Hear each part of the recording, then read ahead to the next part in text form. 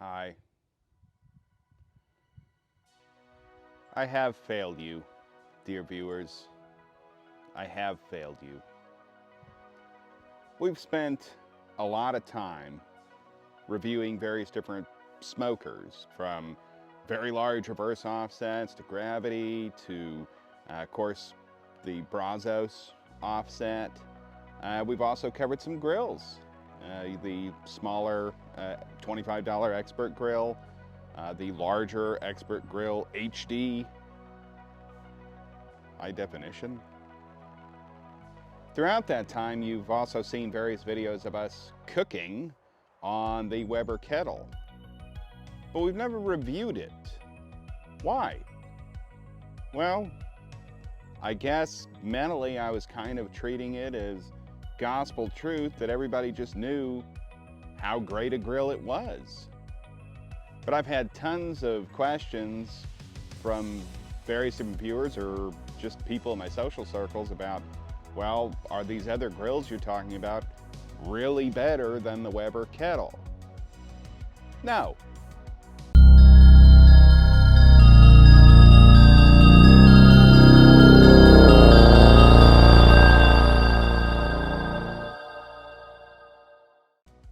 Hello and welcome back to Cold War Barbecue. It's a bit chillier today. Fall has finally started to kind of show up. I think it was in the 40s, freedom, this morning. It's supposed to be mid-60s today. There's still some heat in the forecast, but at least for today, it's cooler. It's a welcome change. Speaking of welcome changes, we're kind of going to get out of the realm of Expert Grill, of cheap sheet metal grills, things like that. Not that there's anything wrong with them. Sorry, Seinfeld flashback. The Expert Grill, not that there's anything wrong with that. I have used a ton of grills over the years. I mean, just a ton of them. And I've gone through a lot of them. I mean, gone through as in they've fallen apart. I think one comment on one of the videos where the thumbnail of that Expert Grill HD said, "Is it better than a Weber?" And the commenter just said, "No, these rust." I'm paraphrasing, but that was essentially accurate. And he's right. Here's the thing. When you buy a cheaper grill, you're gonna be making compromises. I liked that $25 Expert Grill for the primary reason being that it was $25, right? Money is tight these days. Inflation is very, very high. Groceries are astronomically priced. And if you want to grill or smoke, and you don't already have a grill, then the $25 Expert Grill was awesome because essentially you could buy that and your charcoal and your chimney and your meat cheaper than buying a more expensive grill. As I covered in a different video, if you take care of it, it will last pretty well. The cook itself on it is great, right? It's not the grill, it's the chef, the cook, the pit master. And I still firmly believe that. So even the Expert Grill HD, yes, it can rust, yes, it could fall apart, but if you keep it covered, you keep it under a patio, you've got an actual cover for it, you clean it out after you use it, those sorts of things, I still stand by the fact that I think those are pretty decent value as far as grills go. Now, considering the entire package, if, I don't want to say money was no object, but if I had a few $100s to spend on a grill, would those be my choice? Absolutely not. It would be this. Maybe not necessarily this particular color. I think this finish was a little bit more expensive. Forgive the fact that it's kind of covered in ash. Did a cook, I think it was yesterday, and it was very windy. The standard Weber kettle that you all have probably seen before, if you've been to a backyard barbecue or even on television in a movie, something like that, is black enamel coated, and it's iconic. I'm not gonna just throw a year out there or anything like that as far as how long it's been around, because I didn't look it up and I didn't prepare. Stupid! I personally kind of like the copper finish on this one. I think it looks just a little snazzier. I've had so many black grills over the years that I just wanted something a little different. In either case, there are kind of a few models in the Weber series, leaving out the really tiny one that's like a, I don't know, an apartment grill. There are a few models, and they go by size. The standard Weber Kettle, I want to say I generally see for like 139 bucks, something like that. Of course, that's in 2023. By the time somebody watches this, it could be $6,800. I don't know. It's a really, really basic kettle grill, and when we talk about kettle grills, we're talking about the shape. It's essentially kind of an inverted dome, right? And that holds in heat. It causes good airflow, and really it makes it pretty easy to clean out, that sort of thing. The standard Weber Kettle's got just a really basic apparatus in the bottom to control airflow and also to, kind of keep ashes in. On this one, we're actually a little bit higher end. I want to say this one starts at like 179, something like that. It's a sort of a deluxe model, a little bit bigger cooking surface, but it also has an ash collector. That's pretty handy, if I'm honest, right? You can essentially drain all the ashes into the bin, pop the thing out, and empty it out. I mean, it really couldn't be simpler to clean out your grill. Yeah, you got to go in there and knock some of the ashes that stuck or whatever down in there, but I mean, we're just being lazy if we say that that's not something we can do. Point of fact, I am very lazy, and I probably will complain about it on video at some point. Feel free to throw it back at me in the comments when I do. Beyond this one, we've also got a kind of a higher end model that's got a little table and stuff on it, but I think it's the smaller grill surface. So this is the largest one you can get as far as total cook surface, I believe. Again, don't quote me on that. I'm an idiot. With this one, the other little benefit you get here is it's got a thermometer on top. You guys know how I feel about thermometers on top. I'm not cooking tandoori, right? I'm not sticking something on the very top of the grill and cooking it there. So the accuracy of this, I don't know. I'm not sold on it. It is kind of nice. Another little thing you get in the Weber is on these handles, you've got a space to hang some tools. I don't use those because, well, they're kind of oddly shaped, to be honest. But also, if you're going to cover it, those just get in the way. So it is what it is. As mentioned, I do really like the ash collector, and also on here, you can kind of see it, even in idiot's terms, for somebody like me, where you can turn it here to vent out your ashes. It also controls airflow this way. And again, you can kind of see where that is marked here. So very, very easy, really hard to mess up.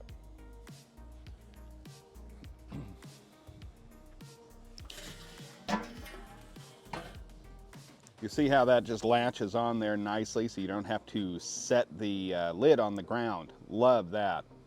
I do have some mods in this grill. Forgive the dirtiness, again, cooked on it recently, haven't cleaned it yet, but I do, believe it or not, take care of it. The mods in question are this. First of all, we see how this opens, right? So I think by default it's going to come with just a completely one-piece grate, and that's fine. For most cases, I think, this is just a convenience factor. It's nice to be able to open it up and drop in coals. Come to think of it, this particular model may actually come with one of these, but I think it's kind of a narrower opening, and I needed a wider one because of this. Now this contraption is what's called the Slow N Sear. Okay, and what it does is we've got kind of, a baffle there that all of our coals go in this area here. And the awesome thing about that is when we talk about reverse sear, or we talk about, hot zones and cool zones. Well, your hot zone is here, right? There are no coals on this side at all. There can't be because you're containing them. Another neat thing about this, and I don't know how visible it is here, but there's even a spot here that's kind of a water pan, right? You could fill that up and get some of the benefit of temperature control by putting water in here, also keeping moisture in the cook chamber. The newer Slow N Sears, I believe that is actually even removable, so it makes it really easy to go take it out, put water in it, drop it in. This one is not, so you'd essentially have to fill it here. That said, that's not a big enough of a win to go out and buy a new one, right? This one has served me well. In most of these review videos, of course, we've cooked a meal to kind of show how it does. In this case, you've already seen us use this grill several times. Now, I am going to, just kind of as a bonus, cook a pork butt on here because, well, it's speed knitting game day and pulled pork is on the menu. Anybody interested in joining my fantasy speed knitting league, let me know in the comments. I'm trying to put one together now. I realize we're coming up on playoffs before too long, but I'm planning for next year. The Weber Kettle works just as well as a smoker as it does as a grill, especially with the Slow N Sear. Now, if you don't use something like the Slow N Sear, and there's lots of other brands too. I'm not endorsing that company. That company certainly doesn't endorse me. But it's pretty easy to just keep all your coals on one side, and either kind of as an S, the snake, right, or just having them all up against the side and kind of putting your wood against the pile, same as you've seen like on our expert grill episodes. Very, very easy to smoke. Now, it is more challenging to cook something like a brisket on this than it is a large offset or even the gravity smoker. And the reason for that is really temperature control. You can't really have enough heat, enough fire, enough smoke in there to not be constantly managing it. Now, I know there are people who are far better at smoking than I am, who may just absolutely swear by this being easy, and I only check it every hour or 2 or 8 or something. I don't know. There's probably even a device out there that somebody will mention in the comments that, oh yeah, I put the Hyper Suck 4000 on this grill and I had one piece of wood and it's good to smoke for 8 years. That's not an insult to any of my viewers at all, because again, these devices, these things like that, somebody will tell me about them. It's like, I've never heard of that before. And so I have to go and investigate. It's really interesting, the market that's built around various different cookers. Now, with the Weber, of course, given its popularity and things like that, that's why we get things like the Slow N Sear or all the other drop-in pieces that they make for Webers. The ubiquity of this grill, the availability of this grill for decades now, has made it an industry in and of itself.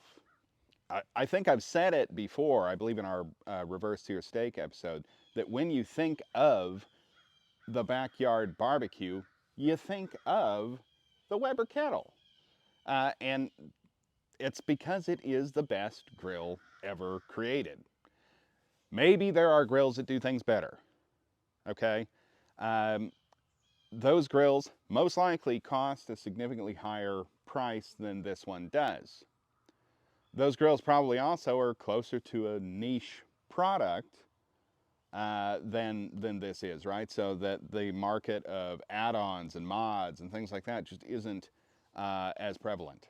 Note too that I am talking about actual charcoal grills and not pellet grills, for instance. I know an awful lot of you out there are big pellet grill people, and the simplicity of pellet, the fact that a lot of these now you can sear as well as smoke on them. I mean, it's cool, right? I'm still not a pellet guy. I've tried to do it before. I am a glutton for punishment and apparently have a masochistic streak and want to babysit my fires more than pellets would allow me. That said, with the Slow N Sear and some of the stuff here in the Weber, it does make it kind of sort of set it and forget it for smoking. Now, again, brisket, that's still going to be a bit of a challenge, right? It's a time sink, obviously, but just the work you've got to put into it, that sort of thing. But for a pork butt, it's pretty simple, pretty straightforward. You already saw us do it on the $25 expert grill, so this really should be no challenge. Good thing here, more cook surface, right? So I can do a full-sized pork butt, maybe not a gigantic one. I don't have that many people to feed today, but I don't have to worry about kind of a smaller portion of meat. That's pretty handy. You can use the same grill that you would do steaks on a Friday night for tailgating on a Saturday. Clearly, I mean, I've got some high praise for this grill. Regardless of the cook that we're going to show and kind of go through, and you know, you'll see the end result of it. I can't say enough good things about the Weber Kettle. I will probably always own one, and when this one eventually somehow dies, I'll buy another one. Hopefully that copper color is still available. Well, I've talked enough. Let's get a fire started.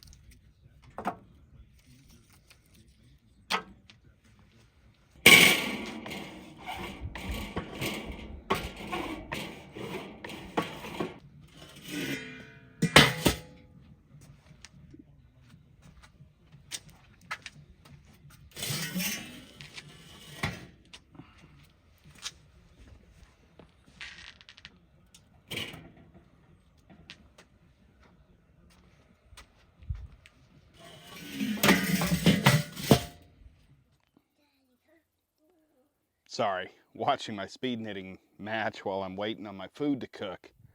Come on, knit and purl, knit and purl. Ah!